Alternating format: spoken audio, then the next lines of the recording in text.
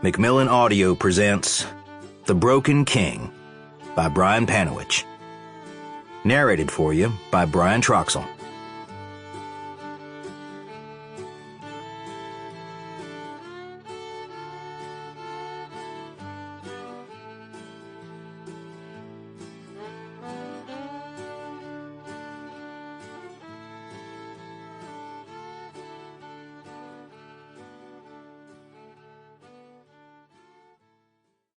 Kings don't resign. They either remain king or they die. And they don't do it in bed. Don Winslow from The Cartel. Gareth Burroughs died by fire during an ice storm. The irony of that was not lost on the men who found his body, or on most of the folks who knew him. He'd been a saint to some, a firm hand and a loyal provider for the people of Bull Mountain. But for others, he was a ruthless son of a bitch. An entitled tyrant who governed over those very people with a sadistic anger he'd inherited from his father. It was a well-seasoned anger that passed down through all the Burroughs men who came before him until it was as black and as hardened as cast iron. The Burroughs family had been running Bull Mountain since before the place had a name. And for the last 4 decades, Gareth had been sitting at the top of the food chain as the man in charge of the dope trade in North Georgia. No one questioned that.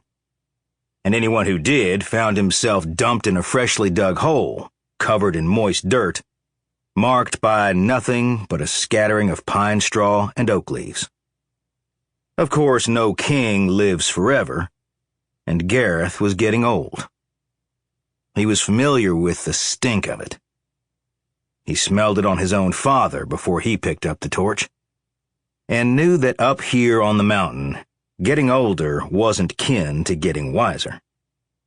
It meant getting weaker, and the savages he already struggled to maintain were beginning to catch a whiff of that stench coming off of him. During the coldest winter in McFalls County's recorded history, a North Atlantic cold front swept down the East Coast, dragging the region and its ill-prepared inhabitants through a brutal solstice. Even the survivalists and lifelong mountain folk of the Georgia foothills, who made their homes in the highest altitudes of the state, struggled to keep their freezers stocked with game and their wood piles filled. The stories of hunters being found frozen in place while out tracking something, anything, to feed their kin, were rampant. The bitter winter assault barely lasted a week at its peak, but it was long enough for the hard frosts to turn red clay to blue steel and put an unshakable chill in the bones of every man, woman, and child on that rock. The storm encased everything across the Blue Ridge foothills in ice.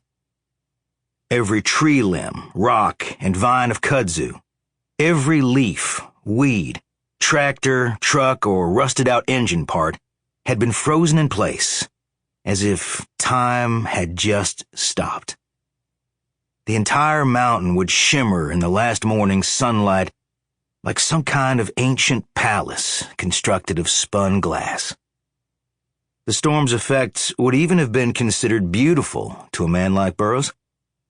But by the time the people of McFalls County got to recover from the damage done and take in the scene, Gareth would already be dead. He'd met his demise on that first night, long before anything beautiful had been left behind to see. Not that it would have mattered. Gareth had forgotten all about beauty, or what it even meant for something to be beautiful. Beauty was another day above ground, and now even that had been stripped away. When the storm first arrived and began to blacken the skies of northern Georgia, the winds had already wreaked havoc on a large portion of the marijuana crops, twisting in strategic braids across the northern face of the mountain. And that loss would cost the family, along with... Sample complete. Ready to continue?